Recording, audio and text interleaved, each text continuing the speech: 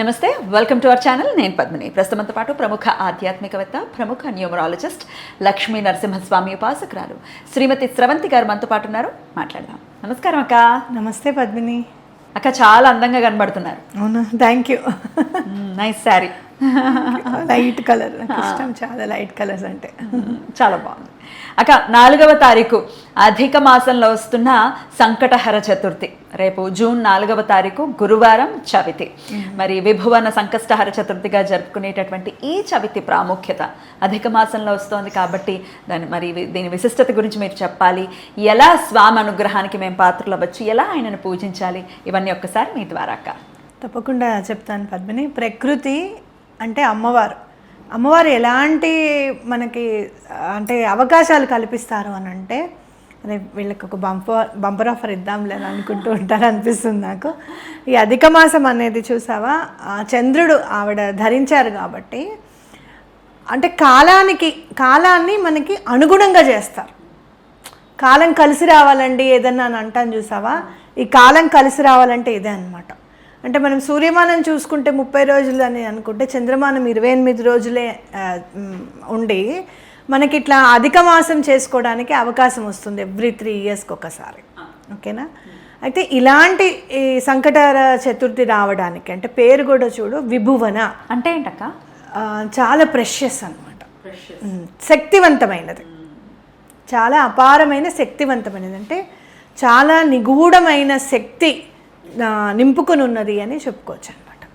మరి ఇలాంటి విభువన సంకటహర చతుర్థి మళ్ళీ ఎప్పుడు వస్తుంది? మళ్ళీ 3 సంవత్సరాల తర్వాత వస్తుంది. కానీ ఈ అధిక జ్యేష్టం రావాలి అంటే మళ్ళీ 19 సంవత్సరాలు పడుతుంది.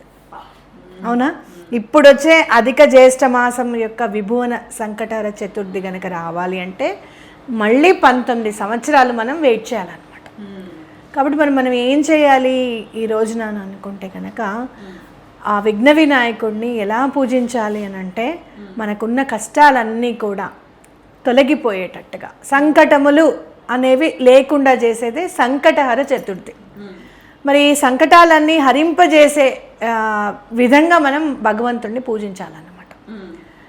చాలా ప్రత్యేకమైన పూజ కూడా నేను తీసుకుని వచ్చాను ఈసారి. అవునా? అవును. ఏంటక్క అది?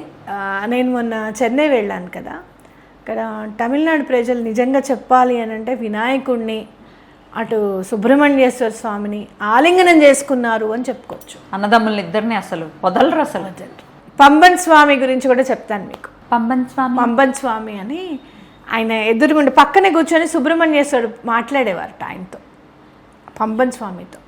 పంబన్ స్వామి పడుకుంటే ఈ చేతి మీదే సుబ్రహ్మణ్యేశ్వర స్వామి పడుకునేవారంటే, ఇట్లా తల్లి పక్కన ఎలా అయితే ఒదిగి పడుకుంటారో అలా అనమాట.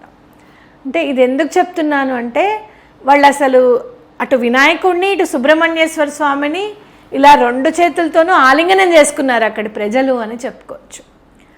అలాగే మన సనాతన ధర్మం ఒకటి చాలా పరిడవిల్లిన ప్లేస్ అని నాకు అనిపించింది. ఒకరోజు నేను ఒకళ్ళతో ఊరు వెళ్ళినప్పుడు, అగస్త్యుడు తమిళనాడుకి చేసినంత సహాయము ఏ ప్రదేశానికి చేయలేదండి అగస్త్య మహర్షి అని చెప్పారు నాకు. ఎక్కడ చూడు అగస్త్యుడు ప్రతిష్ఠించిన లింగాలు కానివ్వు, గుళ్ళు కానివ్వు, అసలు మామూలుగా ఉండవు పద్మిని. అక్కడ టెంపుల్స్ కూడా మామూలుగా చెన్నైలో చాలా పెద్ద ఇది కదా, పెద్ద పెద్ద ఎకరాల్లో ఉంటాయి మామూలు గుళ్ళు కూడా. ఎప్పుడో పాతవి 700 సంవత్సరాల క్రితంవి, 1000 సంవత్సరాల క్రితంవి నేను మొన్న వెళ్ళి చూసి వచ్చాను. అయితే వాళ్ళు చేసుకునే పూజ అనమాట. సుజాతక్క వాళ్ళు అక్కడ ఉన్నారు కదా, తను అన్నారు, స్రవంతి ఈ పూజ నువ్వు చెప్పొచ్చు తెలుసా వినాయకుడికి సంబంధించింది అంటే, తప్పకుండా టైం వచ్చినప్పుడు చెప్తాను అక్క అని చెప్పాను.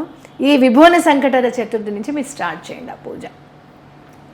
చాలా కేర్ఫుల్గా చెప్తాను. ఇది అంటే డిసైడ్ రాలేదు, లేకపోతే కనుక నేను తయారు చేసుకొని వచ్చేదాన్ని. మీరు ఫస్ట్ 3 కొబ్బరికాయలు తీసుకోండి. 3 కొబ్బరికాయలు అంటే పీచు ఇట్లా కొంచెం మరీ సన్నగా లేకుండా కాస్త ఎక్కువగా ఉండే కొబ్బరికాయలు తీసుకోండి. పీచు అంతా తీసాక మనం పైన పిలకలాగా వదిలేస్తాం కదా, కంపల్సరీ ఉండాలి కదా, అవి 3 తీసుకోండి. తర్వాత ఆ కొబ్బరికాయల్ని చక్కగా నీళ్ళతో కడగండి. కడిగేసిన తర్వాత కొంచెం పసుపు రాయండి వాటికి. పసుపు రాసి, మీకు బొట్టు కూడా పెట్టమని చెప్పలేదు, పసుపు ఒక్కటే రాయమన్నారు. ఈ పురికొస ఉంటుంది కదా, ఆ పురికొసకి దబ్బనం చూసి కొబ్బరికాయ జుట్టులో నుంచి, పిల్లకంటాం మనం, జుట్టులో నుంచి లాగండి.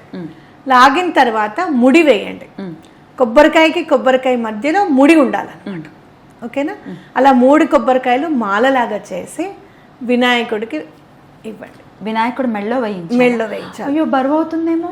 ఆయన ఎంతో బరువును మోస్తాడు, అవునా కదా? అవును. ఆయన పొట్టేంటంటే సమస్త భూమండలంలో ఉన్నంత బరువు అంతా కూడా నేను మోయగలుగుతాను. ఇంత చిన్న రూపమైనా సరే, నేను ఎలాంటి బరువునైనా సరే నేను మోయగలుగుతాను. చాలా మనం విపరీతంగా తిన్నామనుకో మనం నుంచోలేం పద్మిని, కాసేపు పడుకోవాలనిపిస్తుంది, కూర్చుంటే కూడా పొట్టడ్డు వస్తుంది, అవునా కాదు? కానీ ఆయన చూడు ఎంత చక్కగా 2 పాదాలు ఇలా చక్కగా కింద పెట్టి చక్కగా కూర్చుంటారు, అవునా కదా? ఎక్కడ ఆయాసపడుతున్నట్టుగా అనిపించదు మనకి, అవునా కదా? నాకేంటో చిన్నపిల్లాళ్ళనే అనిపించి అలా అనేసి. అవును, కరెక్టే. అయితే బరువు అన్నమాట నిజంగా నువ్వు అన్నమాట కరెక్ట్. ఎప్పుడైతే మనం 3 ఇది పని అయిపోవాలి అని చెప్పి ఆయనకి మనం వేస్తామో అది బరువు అయిపోయి ఆ కోరిక నెరవేరుస్తాడు ఆయన. ఇంకా వేయరు కదా ఈ దండ అని, లాజిక్ అది. అద్భుతం. నీ దగ్గర బరువు ఉందనుకో, చాలా నాకు ఇచ్చామనుకో పట్టుకోమని, ఏం చేస్తాను? కొంతసేపు పట్టుకున్న తర్వాత ఉండు పద్మిని, బరువు దింపడానికి మనం ఏదైనా ఒకటి ఐడియా చేద్దాం అని చెప్పి ఏదో ఒకటి ఐడియా చేస్తాం కదా, బరువు దింపేస్తాం, అవునా కదా? కాబట్టి ఇదే అక్కడ లాజిక్ అనమాట. అయితే ఫస్ట్ 3 వారాలు 3 కొబ్బరికాయలు వేయండి. అంటే బుధవారాలు ఫస్ట్ 3 సంకటహర చతుర్థులు 3 మాలలు వేయండి. ఇప్పుడు వేశారు, మళ్ళీ సంకటహర చతుర్థి నెక్స్ట్ జ్యేష్ఠ మాసం వస్తుంది, నిజ జ్యేష్ఠం, ఆ తర్వాత మాసం వస్తుంది, వేయండి. ఆషాఢం వేసేసేయండి. అప్పటికి మీ కోరిక నెరవేరుతుంది. ఒకవేళ నెరవేరలేదు మళ్ళీ 5 కొబ్బరికాయలు వేయండి, ఓకేనా? అలా 2 వారాలు వేయండి. 2 వారాల 2 నెలల నాకు వారానికి 2 నెలలు వేయండి మళ్ళీ. అంటే శ్రావణ మాసం భాద్రపదం వేయండి. వేసిన తర్వాత అప్పటికీ తీరలేదు 7 కొబ్బరికాయలు మళ్ళీ ఇంకో 2 నెలలు వేయండి. అప్పటికీ తీరకపోతే 9 వేయండి. ఇప్పటి వరకు 9 వేసిన వాళ్ళు వేళల్లో లెక్క పెట్టచ్చట.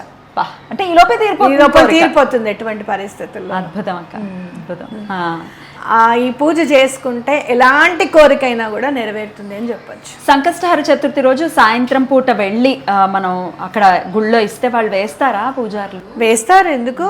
ఏమండి మేము ఇట్లా చెన్నైలో చెప్పారట, మాకు ఒకళ్ళు చెప్పారు, మేము విన్నాము, లేదు అంటే కనుక మేము పద్మిని నేను శ్రవంతి మేడం చూస్తూ ఉంటాము, అంతే కదా, మేము చాలా స్విచ్ వర్డ్స్ అవి చదువుకున్నాము, మాకు పని అయింది అని చెప్పడము. లేదు అంటే కనుక స్వామి ఎలా వేయించుకుంటావో నువ్వే వేయించుకో నాయన, వేయననకుండా.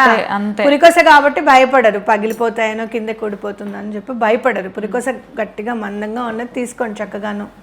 వెనకాల పిల్లకొకటి కాస్త ఎక్కువగా ఉన్నది చూసుకుంటే సరిపోతుంది. అప్పుడు ఎక్కువ మరీ బరువు అనిపిస్తే చిన్న చిన్న కాయలు కూడా ఇప్పుడు దొరుకుతున్నాయి, పంతకాయలు చక్కగా. నిజమే నువ్వు అన్నది. అద్భుతం అక్క, చాలా చక్కగా తెలియజేశారు. మీరు తెలుసుకున్నది మీ దగ్గర కాకుండా అందరికీ తెలియాలి అనే థాట్ ప్రాసెస్ ఏదైతే ఉందో that's so beautiful. Thank you. ఇవన్నీ పూజలు అక్కడివి తెలియడానికి కారణం ఫస్ట్ పరమాచార్య గారు పద్మిని. అంటే ఒకళ్ళు చెప్పారు నాకు ఇట్లా ఏంటి దీపాలు పూజ కూడా ఒకళ్ళు చెప్పారు. అలాగే మనకి లక్ష్మీదేవిది కూడా స్వామివారి చెప్పారండి అని చెప్పారు. ఇట్లా కుబేరుది కూడా చెప్పండి అంటే నేను ఆల్రెడీ చెప్పానమ్మా కుబేరుది పూజ అని చెప్పాను, కానీ యంత్రం ఎలా వేసుకోవాలో నేను చూసి చెప్తాను మళ్ళీ నీకు. కుబేరుడు యంత్రం మనం ఇంట్లోనే వేసుకొని ఎలా చేసుకోవాలి అసలు అనేది కూడా ఖచ్చితంగా మనం చెప్దాం. అద్భుతం. అయితే ఇది సాయంత్రం పూట చేయమంటారా అక్క, పొద్దున్నే చేయొచ్చా ఈ మాల? మాలందరూ కూడా సాయంత్రం పొద్దునంతా ఉపవాసం ఉండి సాయంత్రం గుడికి వెళ్తారు పద్మిని. చాలామంది ఇక్కడ అలానే చేస్తారు. మీకు పొద్దున్న వెళ్ళే అలవాటు ఉంటే పొద్దున్న ఇవ్వండి, లేదు మేము సాయంత్రం వెళ్ళే అలవాటు ఉంది అంటే సాయంత్రం ఇవ్వండి. ఎలా అయినా పర్వాలేదు, మనం ఎలాగో ఆ రోజు అన్నం తినం కదా, ఉపవాసం ఉంటాం కదా. ఒకవేళ ఈ సంకటహర చతుర్థి వ్రతం చేసుకున్నా అంటే పూజ చేసుకున్నా చేయకపోయినా మాల అయితే స్వామివారికి సమర్పించవచ్చా? సమర్పించవచ్చు. అయితే అన్నం తినకుండా ఉండండి, సాయంత్రం వరకు అన్నం తినకుండా ఉండి ఇచ్చి ఈ ఒక్క సంకటహర చతుర్థి కూడా చేసుకోవచ్చు. లేదా ఈ 3 చేసుకుంటాము అని చెప్పి కూడా చేసుకోవచ్చు. తప్పకుండా 3 నెలలు అని చెప్తున్నారు కాబట్టి సూతకంలో ఉన్న వాళ్ళు ఇది చేయొచ్చా? చేయకూడదు. అయిపోయిన తర్వాత చేయాలి. రైట్. ఒకవేళ మధ్యలో 3 నెలలు కదా, ఒక నెల ఏదైనా అడ్డొస్తే ఇలాగ తర్వాత నెల కంటిన్యూ చేయొచ్చు. తప్పేం లేదు. అడ్డొస్తే నెక్స్ట్ చేసుకోండి, తప్పకుండా నాకు తెలిసి ఈ 3 నెలల లోపల ఎలాంటి కోరికైనా నెరవేరుతుందని నేను అనుకుంటున్నాను. అద్భుతం, అలాగే నెరవేరాలి, స్వామి అనుగ్రహం పరిపూర్ణంగా మన వాళ్ళ పట్ల ఉండాలని మనస్ఫూర్తిగా తెలియజేస్తూ చాలా అద్భుతంగా మాకు తెలియజేశారు. కృతజ్ఞతలక్క. నమస్తే. నమస్తే.